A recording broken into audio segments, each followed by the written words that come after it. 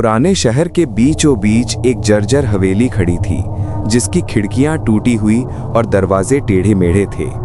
कहते हैं इस हवेली के नीचे एक गहरा तहखाना है, जहां कोई जाने की हिम्मत नहीं करता। कई सालों से लोग दावा करते थे कि जब रात को हवेली के पास से गुजरो तो नीचे से किसी के कराहने और फुसफुसाने की आवाज़ें आती हैं, लेकिन कोई भी उस तहखाने का दरवाज़ा खोलने की जुर्रत नहीं करता था, क्योंकि कहा जाता था जो अंदर गया वो कभी लौट कर नहीं आया। अरुण, जो एक डॉक्यूमेंट्री फिल्म मेकर था, ऐसे ही रहस्यमय किस्सों की तलाश में घूमता रहता। उसे इस हवेली के बारे में पता चला और उसने ठान लिया कि वो इसका सच दुनिया के सामने लाएगा। कैमरे और टॉर्च लेकर वो रात को अकेला हवेली में घुसा। जैसे ही उसने अंदर कदम रखा, उसे धूल और सीलन की गंध ने घेर लिया। दीवारों पर नाखूनों के गहरे निशान थे, जैसे किसी ने भागते हुए उन्हें खुरच दिया हो। हवेली की सीढ़ियां चरमराती थीं, मानो हर कदम पर चेतावनी दे रही हों। आखिरकार अरुण को तहखाने का दरवाज़ा मिल गया। लकड़ी का पुराना दरवाज़ा आधा टूटा हुआ था और उस पर जंग लगे लोहे की जंजीरें लटकी हुई थीं। जब उसने दरवाज़ा खोला तो भीतर से ठंडी हवा का झोंका निकला, लेकिन वो हवा जैसी नहीं थी, उसमें जैसे सड़ी हुई लाश की गंध मिली हुई थी। कैमरे की रोशनी जैसे ही नीचे गई, उसने देखा कि सीढ़ियां अंधेरे में गहरी उतर रही थीं। दिल की धड़कन तेज थी, लेकिन उसकी जिज्ञासा उससे भी तेज। तहखाने में उतरते ही उसकी टॉर्च टिमटिमाने लगी। दीवारों पर पुरानी तस्वीरें टंगी थीं, जिनमें हवेली के लोग नजर आ रहे थे। लेकिन तस्वीरें अजीब थीं।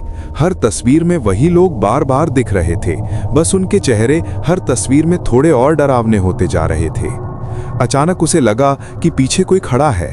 उसने पलटकर देखा तो कुछ नहीं था, पर कैमरे की स्क्रीन पर एक काली परछाई साफ दिखाई दी। अरुण डरते डरते तहखाने के बीच पहुंचा, जहां जमीन पर पुरानी जंजीरें बिखरी थीं। तभी उसके पैरों के पास से किसी ने धीरे से उसका नाम पुकारा, अरुण। उसकी रीढ़ की हड्डी में ठंडक दौड़ गई। टॉर्च का प्रकाश घुमाते ही उसने देखा कि तहखाने की दीवार से खून रिस रहा है और खून से बने हाथों के निशान धीरे धीरे उसकी ओर बढ़ रहे थे। अरुण भागने को पलटा, लेकिन तहखाने का दरवाज़ा अपने आप बंद हो चुका था। अंदर से जंजीरें गिरकर दरवाजे को जकड़ चुकी थीं। अचानक उसने देखा कि जिन तस्वीरों में हवेली के लोग थे, उनकी आंखें अब टिमटिमा रही थीं और हर तस्वीर से धीरे धीरे परछाइयां निकलकर उसकी ओर रेंग रही थीं।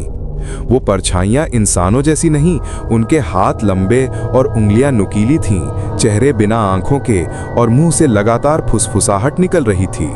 अरुण चिल्लाया, लेकिन उसकी आवाज जैसे तहखाने की दीवारों ने निगल ली। कैमरे की रिकॉर्डिंग में अब सिर्फ काले साए और अरुण की कांपती सांसों की आवाज रह गई थी।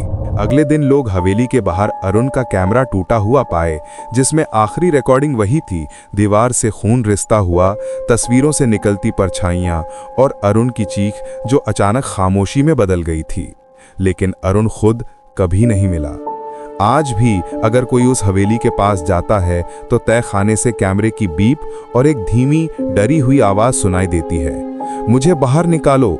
लेकिन जो भी उस आवाज का पीछा करता है, उसका अता पता हमेशा के लिए गायब हो जाता है।